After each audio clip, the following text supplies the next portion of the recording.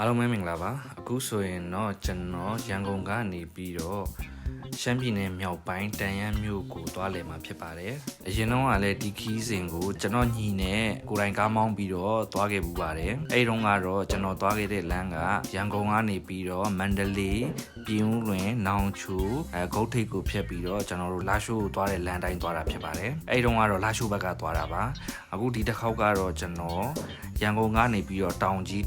ကနေမှကျွန်တော်တို့ပင်လုံးတို့လဲချတို့ဖြတ်ပြီးတော့ရှမ်းပြည်နယ်တောင်ပိုင်းကနေပြီးတော့ရှမ်းမြောက်ကိုပြန်ဝင်มาဖြစ်ပါတယ်ဒီတစ်ခေါက်ကတော့ကျွန်တော်ကိုကားနဲ့ကိုမသွားတော့ဘဲနဲ့ရန်ကုန်လာရှိုးကိုသွားတဲ့ Crown Express နဲ့သွားมาဖြစ်ပါတယ်ဆိုတော့ဒီကားကမိုင်းရယ်မှာကျွန်တော်ဆင်းပြီးတော့ကျွန်တော်ကိုမိုင်းရယ်ကနေတဆင်းတန်ယန်းကိုလည်းကားလေးနဲ့ပြန်ပို့ပေးပါတယ်ဆိုတော့ကျွန်တော်အတွက်အဆင်ပြေပါတယ်ကျွန်တော်အခုသွားမဲ့ခီးစဉ်ကလမ်းမှာတညအေးရမှာဖြစ်ပါတယ်အေးရမယ့်နေရာကတော့တောင်ကြီးမရောက်ခင်အေးသာရမြို့မှာအေးရမှာပဲဖြစ်ပါတယ်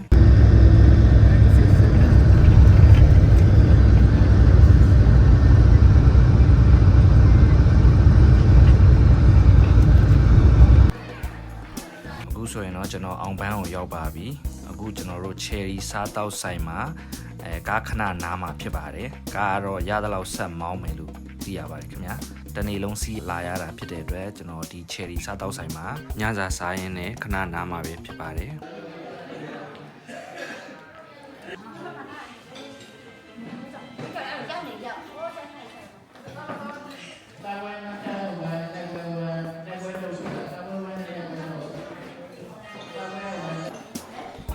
ဒီဆိုင်ကိုအရင်တော့လည်းခဏစားဦးပါတယ်ဒီမှာဆိုရင်ကျွန်တော်စားနေကြရတော့ထမင်းကြော်ပဲစားတာပါဒီတစ်ခေါက်တော့ကျွန်တော်ရှမ်းခောက်ဆွဲပဲမှာလိုက်ပါတယ်ညဘက်လည်းဖြစ်တယ်အေးလည်းအေးနေပြီဆိုတော့ခောက်ဆွဲပူပူလေးနဲ့တော်တော်လေးကိုရတာရှိပါတယ်စားရတယ်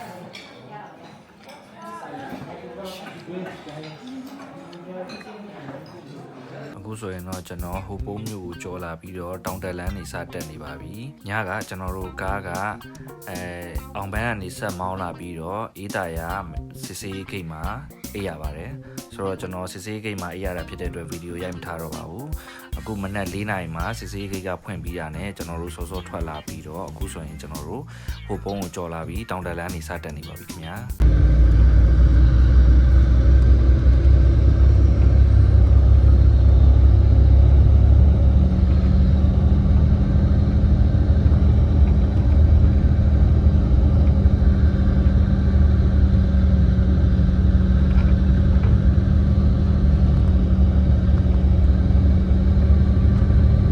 ပိုင်းဝေလင်းမှာမြင်ရတဲ့မြင်ကွင်းတွေကမြူတွေဖုံးလိုက်တိမ်နေနဲ့မြင်လိုက်နေရာလဲထွက်ခါစားဆိုတော့ရှူခင်းနေရာတော်တော်ကိုလှပါတယ်အခုကျွန်တော်ဒီနေရာဆိုရင်ဒါခေါင်နှွဲ့ဆိုရင်တောင်ကိုတက်နေတာပေါ့နော်ဒီနေရာတစ်ချိန်လုံးဆိုရင်လည်းအရန်အန်ဒီရရှိတဲ့ဂွေတွေရှိတဲ့နေရာပေါ့နော်ဆိုတော့အခုကျွန်တော်ဒီခေါင်နှွဲ့လမ်းခေါင်နှွဲ့နေရာကိုရောက်နေတာဖြစ်ပါတယ်ဆိုတော့ဒီနေရာဆိုရင်ဂွေကြီးလည်းအရန်ကြီးပါတယ်တစ်ချိန်လုံးကအရန်လဲကုန်ကားသမားတွေအတွက်အရန်အန်ဒီရရှိခဲ့တဲ့နေရာတွေလည်းဖြစ်ပါတယ်ခင်ဗျာ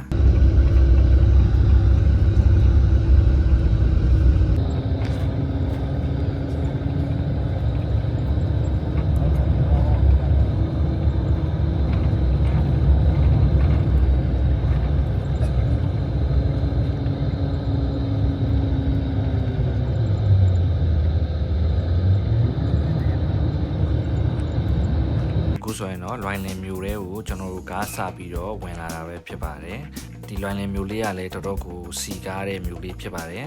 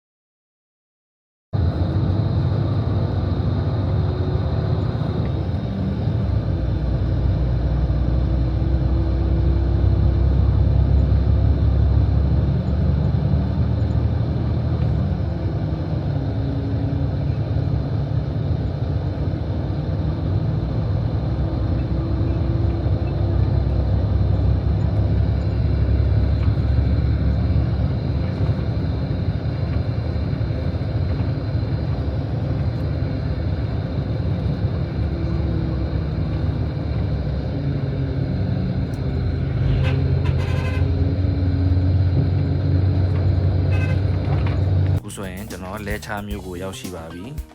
လဲချမျိုးကလည်းထိုနည်း၎င်းမဲ့တော်တော်ကိုစီကားတဲ့မျိုးဖြစ်ပါတယ်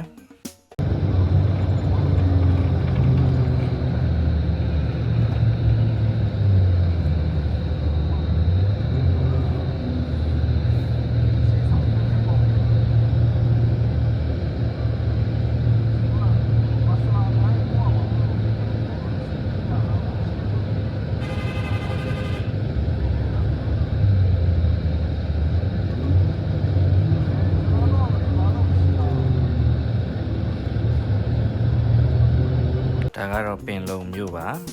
ပင်လုံနဲ့လဲချားနယ်ကမောင်းချိန်ဘလောက်မှမရှိပါဘူးမိနစ်ပိုင်းပဲရှိပါတယ်တော်တော်လေးနှီးပါတယ်ခင်ဗျာပင်လုံမှာရှိတဲ့အထင်ကြီးနေရာတစ်ခုကတော့ငင်းငင်းစာချုပ်ချုပ်ဆိုခဲ့တဲ့ကြောက်တိုင်ပဲဖြစ်ပါတယ်ဒီကြောက်တိုင်ကတော့ဒီဖရားရဲ့နောက်မှာရှိပါတယ်အခုလဲဒီလမ်းကနေဝင်သွားမယ်ဆိုရင်ဒီကြောက်တိုင်ကိုမြင်ရမှာပဲဖြစ်ပါတယ်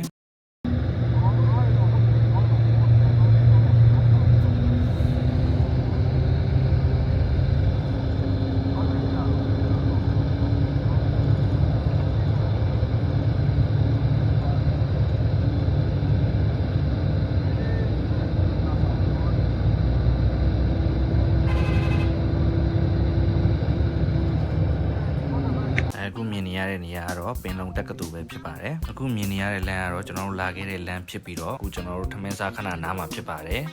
ဒီဘက်ကအခုမြင်နေရတဲ့လမ်းကတော့ကျွန်တော်တို့ဆက်သွားရမယ့်လမ်းပဲဖြစ်ပါတယ်အခုကျွန်တော်တို့ပင်လုံမှာရှိတဲ့ဆိုင်လီဆိုတဲ့ဆိုင်လေးမှာနေ့လည်စာထမင်းစားမှာပဲဖြစ်ပါတယ်နေ့လည်စာစားတဲ့အချိန်မှာတော့အခုဆိုရင်ကျွန်တော်တို့အနွေးတွေဝတ်ထားရပါတယ်ဒီရက်ဒီစားကကျွန်တော်တို့ရန်ကုန်နဲ့မတူတာဖြစ်တဲ့အတွက်တော်တော်ကိုအေးပါတယ်အနွေးတွေလည်းစဝတ်နေရပါပြီဒါကတော့ကျွန်တော်တို့ရှမ်းထမင်းပုံစားပါကျွန်တော်အသားဟင်းနှမျိုးနဲ့အရွက်တစ်မျိုးပါပါတယ်ဒီဟာတပွဲကိုမြန်မာကျပ်ငွေ1000ကျတင်မှာပဲဖြစ်ပါတယ်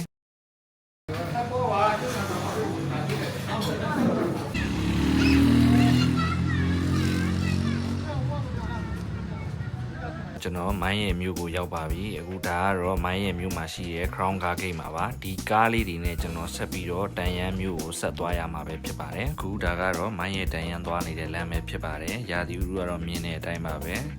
စိမ့်ဆိုအုံမှိုင်းပြီးတော့ရာသီဥတုကတော်တော်ကိုအေးလေအေးတယ်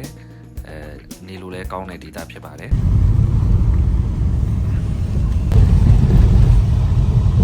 အခုဆိုရင်တော့ကျွန်တော်ရဲ့တန်ရန်ခီးစဉ် blog လေးကဒီလောက်ပါပဲနောက် blog တွေမှာကျွန်တော်တန်ရန်မြို့မှာသွားရောက်စားတောက်လည်ပတ်တဲ့နေရာတွေကိုလိုက်ပြမှာပဲဖြစ်ပါတယ်ဆိုတော့နောက် blog တွေကိုကြည့်ဖို့အတွက်ကျွန်တော်ရဲ့ YouTube channel လေးကိုလည်း like and subscribe လုပ်ထားပေးဖို့တောင်းဆိုချင်ပါတယ်ခင်ဗျာ